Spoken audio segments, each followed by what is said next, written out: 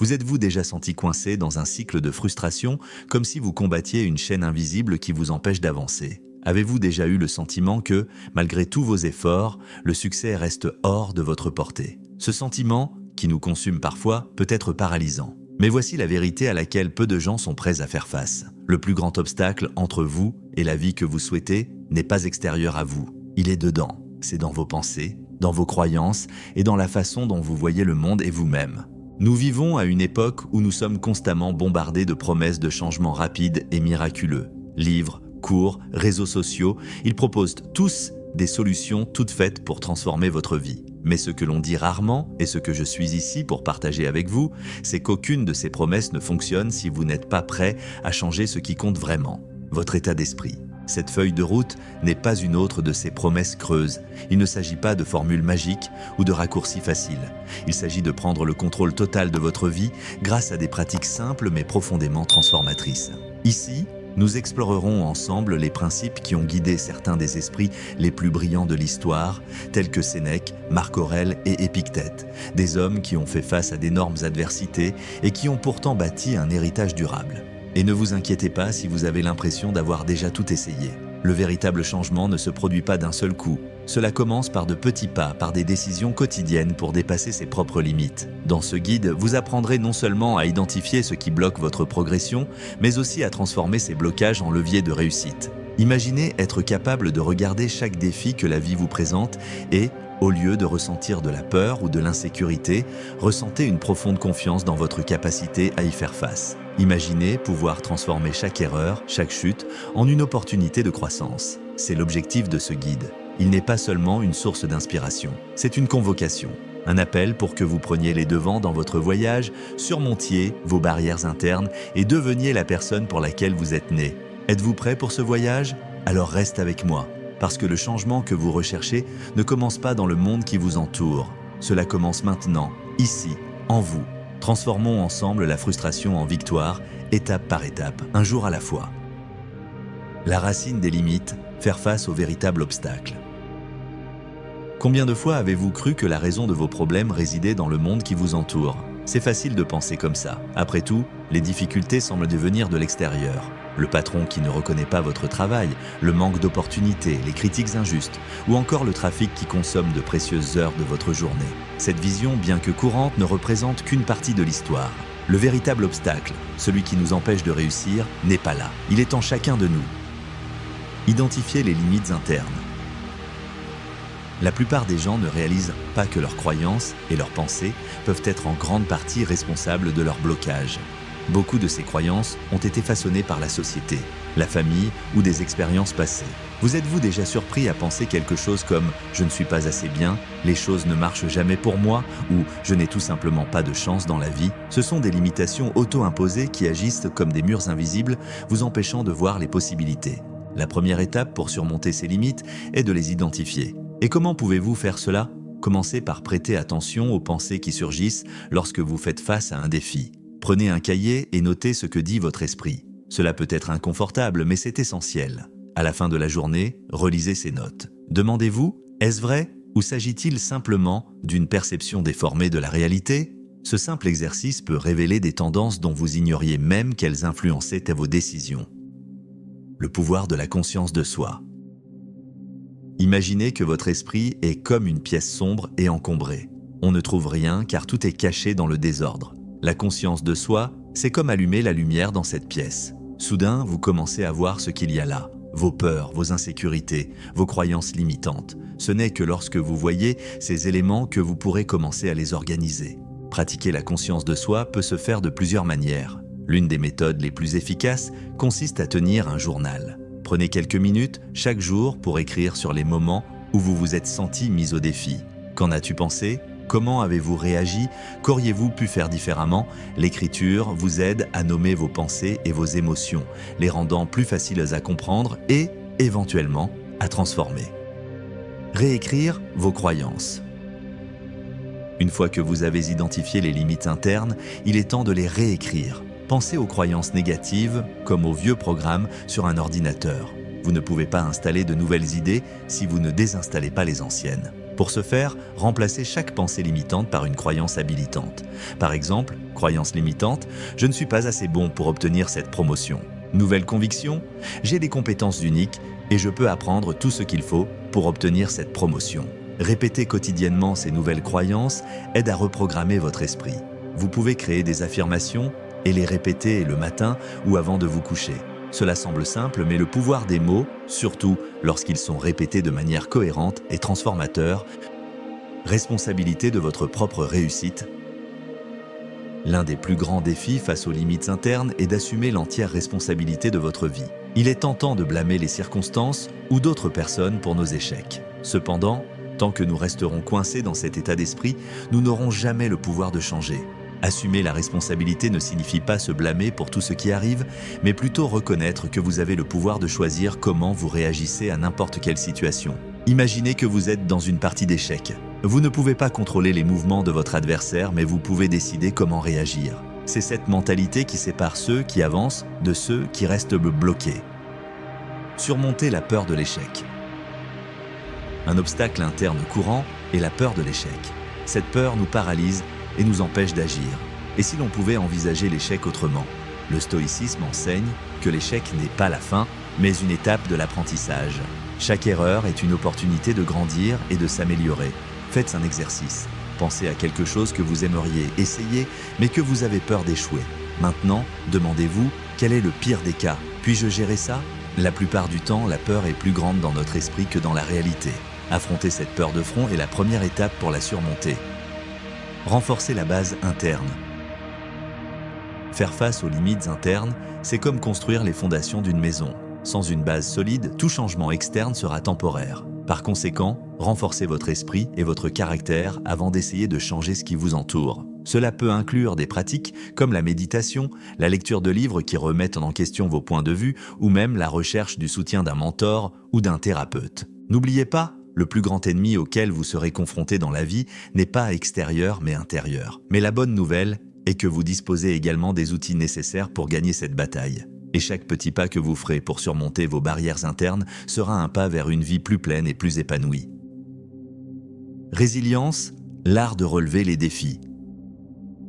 La vie ne sera jamais linéaire. C'est plein de hauts et de bas, de virages inattendus et d'obstacles. Mais c'est précisément dans ces moments-là que la résilience devient un outil indispensable. Pensez à Thomas Edison qui a fait face à des milliers d'échecs avant de créer l'ampoule. Il ne considérait pas les erreurs comme des défaites, mais comme des opportunités d'apprentissage. En pratique, la résilience commence par de petits changements. Par exemple, face à une mauvaise journée de travail, au lieu de vous en vouloir, demandez-vous « Que puis-je en tirer ?» Considérez chaque défi comme une opportunité de croissance. Et rappelez-vous, la résilience ne signifie pas ignorer les émotions, mais plutôt les utiliser comme carburant pour avancer. 3. Cohérence. De petits pas vers de grandes réalisations. Imaginez que vous avez décidé de commencer un nouveau voyage, qu'il s'agisse d'acquérir une compétence, d'améliorer votre santé ou d'atteindre un objectif professionnel. Au début, la motivation est forte et tout semble possible. Mais à mesure que le temps passe et que les défis surviennent, cette motivation initiale commence à disparaître. C'est à ce moment-là que la cohérence devient votre allié la plus puissante. La cohérence ne consiste pas à faire de gros efforts sporadiques. Il s'agit de petits actes répétés au fil du temps. Pensez à la façon dont une rivière, avec patience et persévérance, peut sculpter même les roches les plus dures. Il en va de même pour la cohérence dans votre vie. Une habitude quotidienne, aussi petite soit-elle, peut complètement transformer votre réalité. L'importance de commencer petit. L'une des plus grandes erreurs lorsqu'on essaie de mettre en œuvre la cohérence est de commencer par des objectifs ambitieux et inaccessibles. Par exemple, lorsqu'elles décident de se mettre en forme, de nombreuses personnes s'engagent à s'entraîner intensément pendant 1 heure chaque jour. Cela peut fonctionner pendant quelques jours, mais bientôt le découragement s'installe et le projet est abandonné. La clé de la cohérence est de commencer modestement et de manière durable. Si vous souhaitez prendre l'habitude de méditer, par exemple, vous n'avez pas besoin de commencer par 30 minutes par jour. Commencez par 5 minutes. 5 minutes que vous pouvez facilement intégrer à votre journée, même lors de vos journées les plus chargées. Au fur et à mesure que cette habitude fait partie de votre routine, vous pouvez progressivement augmenter la durée. La cohérence bat la motivation. Nous comptons souvent sur la motivation pour accomplir quelque chose, mais la motivation est volatile, ça va et vient. D'un autre côté, la cohérence crée des résultats car elle ne dépend pas de ce que vous ressentez un jour donné. C'est comme un engagement incassable envers soi-même. Pensez à un écrivain qui s'engage à écrire 200 mots par jour. En une journée, cela peut paraître peu, mais au bout d'un an, il aura écrit plus de 70 000 mots, soit assez pour un livre entier. Il en va de même pour n'importe quel objectif que vous avez. Les petits efforts quotidiens s'accumulent et créent quelque chose de grand. La science de la répétition. La recherche montre que créer une habitude nécessite de la répétition. En moyenne, il faut environ 66 jours pour qu'un nouveau comportement devienne automatique. Cela signifie qu'au début, il est normal de ressentir une résistance. Mais chaque jour où vous maintenez votre pratique, vous construisez un chemin neuronal plus fort dans votre cerveau, rendant cette habitude plus naturelle. Une stratégie utile pour maintenir la cohérence consiste à créer des déclencheurs. Par exemple, si vous souhaitez développer une habitude de lecture, associez-la à quelque chose que vous faites déjà quotidiennement, comme prendre votre petit déjeuner. Laissez le livre dans un endroit visible et lisez quelques pages en buvant votre café. Avec le temps, cela deviendra automatique. Célébrez les petites victoires.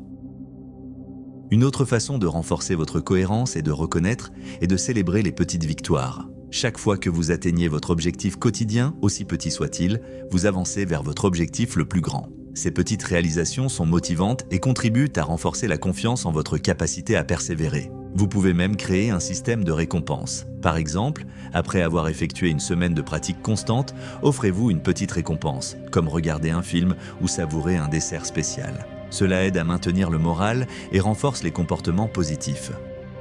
Gérez les glissades. La cohérence n'est pas une question de perfection. Nous aurons tous des jours où nous ne parviendrons pas à atteindre nos objectifs. Le plus important est de ne pas laisser une seule erreur compromettre tous les progrès réalisés. Au lieu de vous en vouloir, voyez cela comme une opportunité d'apprendre et d'ajuster votre approche. Si vous manquez une journée, revenez vous entraîner le lendemain. L'erreur n'est pas d'échouer occasionnellement, mais d'abandonner complètement le processus. N'oubliez pas, le progrès est plus important que la perfection. La cohérence comme style de vie. Lorsque la cohérence fait partie de qui vous êtes, elle imprègne tous les aspects de votre vie. Ce n'est plus quelque chose que vous faites par obligation, mais le reflet de votre engagement envers votre croissance. Que ce soit en matière de santé, de travail ou de relations, la cohérence est le principe directeur qui transforme les efforts en résultats concrets. Tout comme l'athlète qui s'entraîne chaque jour pour atteindre l'excellence, vous aussi pouvez vous construire une vie extraordinaire avec de petits pas quotidiens. La force de la cohérence réside dans sa simplicité.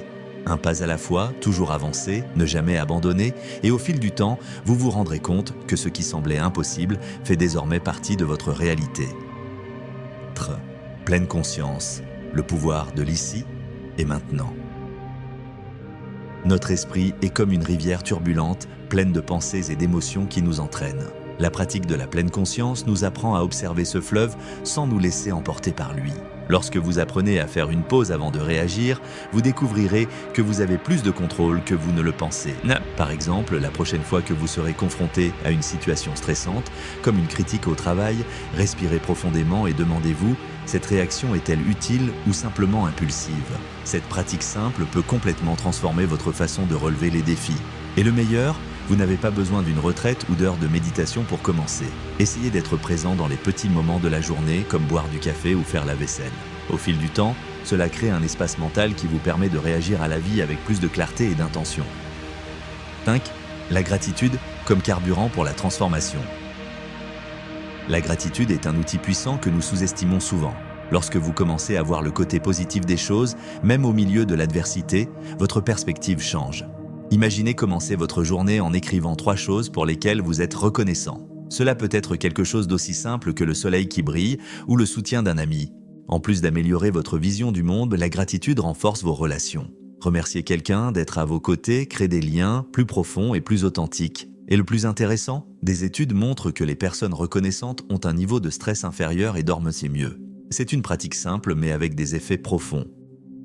6. Responsabilité personnelle. Prenez votre vie en main. L'un des piliers du stoïcisme est de comprendre que même si nous ne pouvons pas contrôler tout ce qui se passe, nous pouvons toujours choisir comment réagir. Cette compréhension est libératrice. Lorsque vous arrêtez de blâmer les autres ou les circonstances, vous obtenez le pouvoir de transformer votre vie. Par exemple, lorsque vous perdez un emploi, au lieu de vivre votre deuil, voyez-le comme une opportunité d'apprendre quelque chose de nouveau ou de changer de direction. Cet état d'esprit fait toute la différence. N'oubliez pas, vous êtes l'architecte de vos choix. Objectifs alignés sur vos valeurs. Se fixer des objectifs ne concerne pas seulement ce que vous voulez atteindre, mais aussi qui vous voulez devenir. Les objectifs qui correspondent à vos valeurs sont beaucoup plus susceptibles d'apporter un véritable épanouissement. Par exemple, au lieu de dire « je veux être riche », demandez-vous « qu'est-ce que la richesse signifie pour moi ? Quel impact est-ce que je veux avoir ?» Les objectifs pratiques et mesurables sont plus faciles à atteindre. Si votre objectif est d'améliorer votre santé, remplacez « je veux perdre du poids » par « je veux marcher 30 minutes 5 jours par semaine ». De petites actions cohérentes mènent à de grandes réalisations. Prendre soin de soi, le fondement de la force intérieure. Prendre soin de soi n'est pas un luxe, mais une nécessité. Cela inclut à la fois la santé physique et mentale. Les stoïciens croyaient à l'équilibre et prônaient une vie modérée et harmonieuse. En pratique, cela peut signifier mieux dormir, avoir une alimentation équilibrée ou consacrer du temps à des activités qui vous rechargent émotionnellement. Prendre soin de soi n'est pas une question d'indulgence, mais de se préparer à affronter les défis de la vie. Maintenant que nous avons parcouru ensemble ce guide pour dépasser vos limites, il est temps de faire une pause et de réfléchir. Comment voulez-vous avancer ? Tout changement significatif commence par un choix, et ce choix vous appartient. Vous pouvez continuer à vivre comme vous l'avez toujours fait, coincé dans les mêmes barrières, ou vous pouvez décider qu'aujourd'hui sera le jour où vous ferez le premier pas vers une véritable transformation. Le cheminement pour repousser vos limites n'est pas facile, et personne ne dit que ce sera le cas. Au contraire, elle sera pleine de défis, de moments de doute et parfois de revers. Mais c'est précisément dans ces moments-là que vous trouverez votre véritable force. Chaque difficulté que vous rencontrerez sera une opportunité de croissance et chaque petite victoire vous rappellera que vous êtes capable de bien plus que vous ne le pensez. Vous avez ce qu'il faut. Tout ce dont vous avez besoin pour amorcer cette transformation est déjà en vous. La résilience pour faire face aux défis, la discipline pour rester sur la bonne voie et la conscience de soi pour identifier ses limites sont des qualités qui peuvent être développées. Peu importe d'où vous partez, le plus important est de savoir où vous voulez arriver. N'oubliez pas, le changement n'est pas un grand événement. C'est un ensemble de petites décisions que vous prenez chaque jour. Des décisions comme choisir la gratitude plutôt que de se plaindre, la cohérence plutôt que la procrastination et les soins personnels plutôt que la négligence.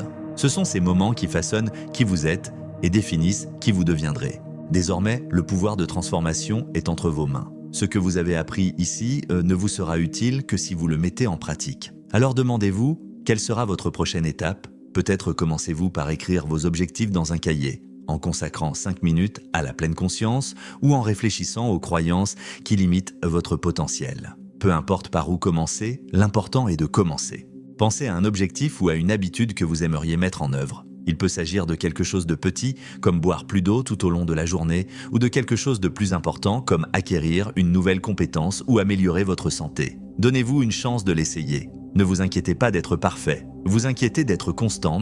Il y a une grande différence entre savoir quelque chose et le vivre. Avez-vous déjà vu des gens qui lisent des livres, regardent des vidéos et savent tout sur le développement personnel, mais ne mettent jamais rien en pratique ? Ne faites pas partie de ces personnes. Prenez ce que vous avez appris ici et transformez-le en action concrète. Car c'est par la pratique que la connaissance se transforme en sagesse et, par conséquent, en résultat. Pensez à votre vie dans un an. Si vous commencez aujourd'hui, où serez-vous ?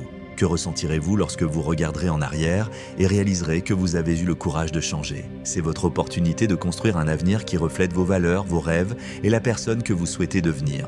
Si vous êtes arrivé jusqu'ici, cela signifie qu'il y a quelque chose en vous qui veut du changement, quelque chose qui vous pousse à être plus, à faire plus et à vivre plus en phase avec vos objectifs. N'ignorez pas cet appel. C'est votre propre potentiel qui demande à être éveillé. La première étape est toujours la plus difficile, mais aussi la plus importante.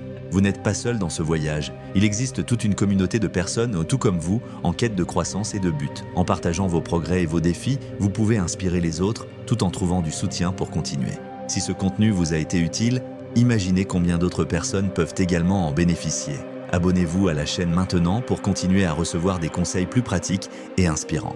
Activez les notifications pour ne manquer aucun contenu et aimez la vidéo pour aider ce message à toucher plus de personnes.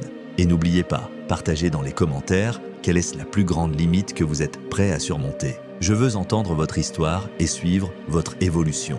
Ensemble, nous pouvons transformer les défis en réalisation. Grandissons un pas à la fois, le changement commence aujourd'hui avec vous. Alors quelle sera votre prochaine étape ?